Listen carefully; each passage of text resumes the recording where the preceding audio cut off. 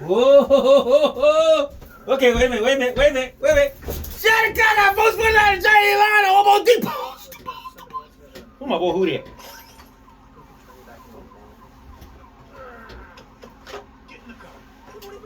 And my boy Hootie. Hootie says, happy holiday to everybody. He can't really say everybody. He said everybody. Okay, who? Who you say? Who? You what? Huh? Want to see my girlfriend? She's real. Look, I got a picture of her. He keep throwing me this right here. Look, I got her. She's real. Look, she's real. She migrates to Canada. Okay, enough. Get out of here, man. All right. So look, let's turn this down. Oh, this way. Put it on pause. Okay, look. All right, shout out to Cock folks. What's happening? Johnny Long. All right, so look, I'm in a Hobo Deep Post, and I made a video. I don't know if it went up or not because YouTube been like really funny here lately, man. It's like my posts are not really going up, and I can't tell y'all why. It ain't that I'm not posting. I am posting. They're not going up. Like talking about it. So, anywho, happy holidays to everybody. Today we're looking at a 19. Look. This is one of the first bases I've ever owned. No, second base. This is one of the second bases I ever owned. When I first started out playing bass. I got it from a good brother of mine. His name is Michael Butler. He lives in Chesapeake. And he actually, we used to do a lot of trading. And he brought me one of these over. He brought me a white one like this. He brought me a black one like this. I don't know if he remember those days. I do. Because they were great days for me. I was learning how to play. So anywho, Michael, we used to do a lot of trading off and stuff like. Anyway, Michael brought me this bass here. It was a 1973, and how you can tell the difference between the early models and the late models is that this one has I called a braided out effect. The braided I can't think what you call it now. You see, it's braided though. All right, the outline on the bass. This is a 1973 Rickenbacker. And here recently, I've been playing a lot of Ricks. I played a lot of Rick last. I played on a gig last week with the band, and I used a Rick. And people like, you using a Rick, man? Now? Yeah. I like that tone. I like the way it feels. I think the Rickenbacker is the most underrated bass when it comes to jazz, when it comes to funk, and when it comes to groove gospel. I've never seen a Rick in gospel. The only Rick I've seen somebody play in gospel is me. I definitely play a Rick in gospel. I take it to church and play it. So you know I'm already in it deep. And a lot of kids don't understand, it's too muddy, it ain't clean, ain't got no top end. When you lay bass tracks down, you want to lay a good solid bass track. That's what this one does. All right, you just have to learn it and realize what it can do. There's nothing it can't do. It's just the things that you can't do or you don't take the time to learn. I'm just saying. I'm going to leave it right there. All right? Let's leave it right there. So, this is a 73 Rick, and I'm going to put this out of the way. And we're going to go through it. All right, so when it came in the shop, it had the rear pickup was out. I took the rear pickup out and took it to Lenny Fralin and let him rewound it. Actually, the rear pickup was dead. Even the wires on the inside were corroded. When I say corroded, I mean like turn it to gel. I mean, she was straight legit. Everything in is original. Everything on this bass is original. Right now, except for the rear pickup. The rear pickup was rewound by Lenny Fralin, but it's still the rear pickup that came out of it. Let's look at the top of it. Okay, you can see the outlines on the bass. Now, when I say braided, I mean the outlines on the bass right here are braided. This is braided. You see the black and the white in the braid of the outline. All right. Now, I'm coming through my SWR LA12. You know it ain't got no hone in it. Look, I ain't got to tell y'all that. Y'all know it by now. Look, does it have a hone in it? Absolutely not. Is it going to put a hone in it? Probably won't. Look, I don't know. Probably won't. But we're going to, well, this like the battery's one in this joint. So we got to put a new battery in here.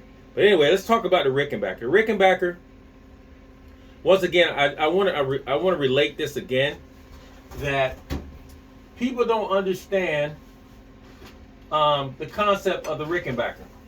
Why they don't understand it? Well, they don't want to understand it. And it's okay. You don't need to understand it. You know, there's Rick players out here all over the place. And I like to do funk. And if y'all see my latest video, I haven't posted on YouTube yet, but it's actually with my band doing a Christmas.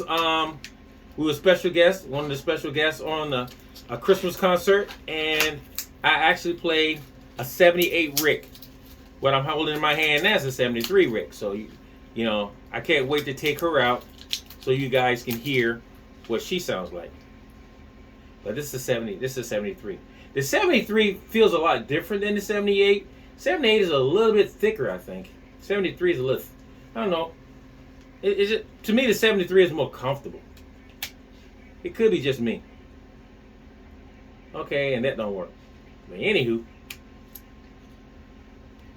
oh, that's because it's the wrong battery. It's supposed to be a 32. I don't have a 32. Okay, so now we have to go back into our box and look for a 32. Alright then. Cool. Alright, so let's put this back in.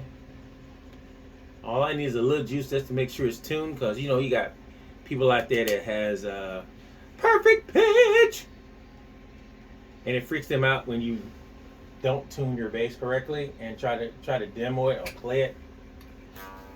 There it is. See, I was off.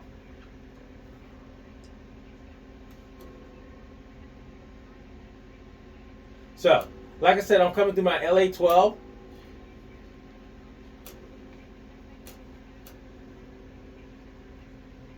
And the LA12 don't have a horn in it, of course.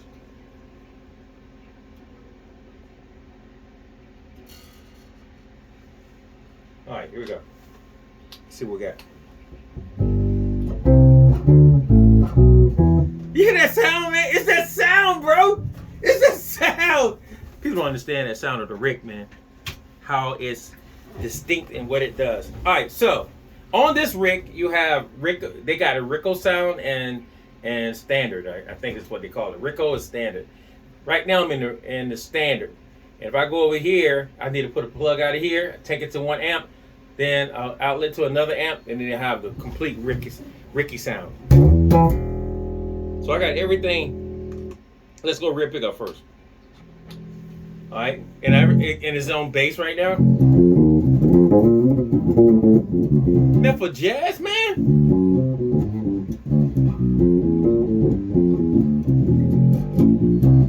I mean, that's a great sound. I'm using the black nylon strings, okay, Black Beauties. They feel really good on this rig.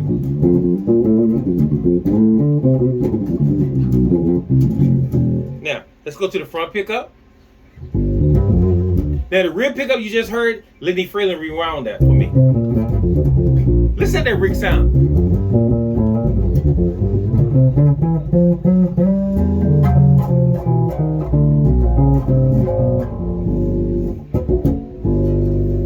Now, later on, I may take the black strings off and put, you know, like maybe some nickel SITs on it or something. Let's go both pickups. And everything's on bass.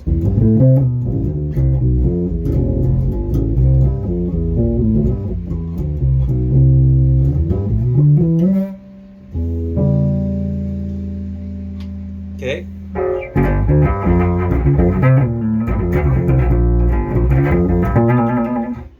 Now everything is on treble. You hear that? It ain't got no horn in it, y'all.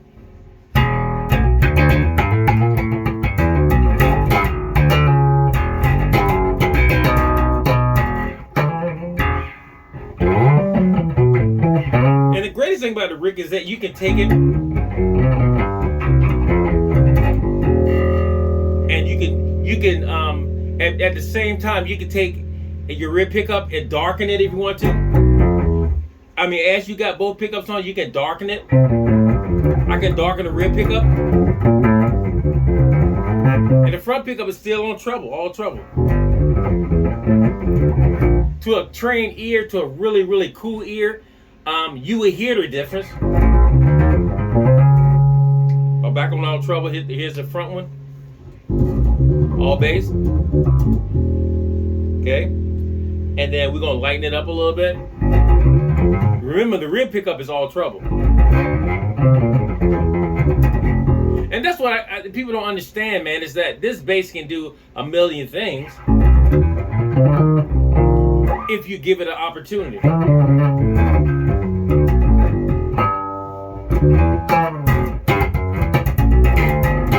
I like the way it just the bass is, every time you go to a note, if you slide to it, it starts rumbling before you get there. I said rumbling before you.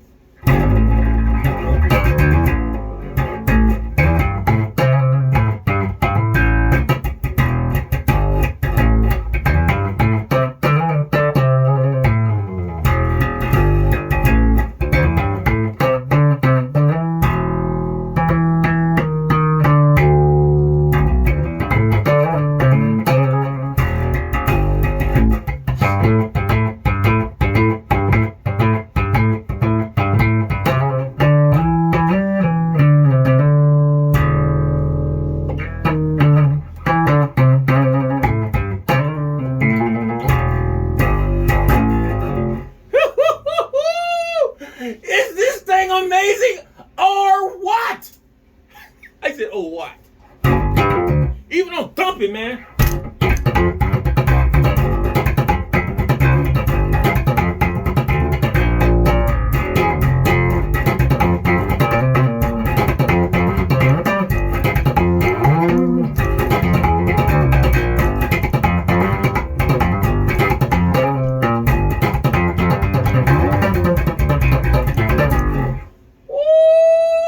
Rear pickup.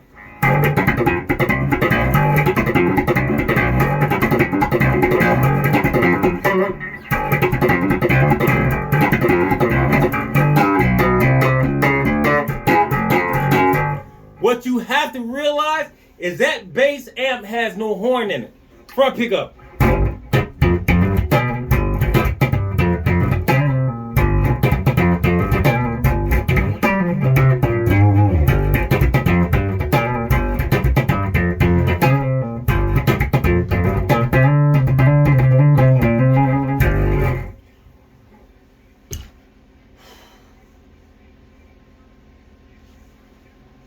Now on the love making, I said love making songs. I said love making songs. On the songs, man, where it's just all you need is, you know.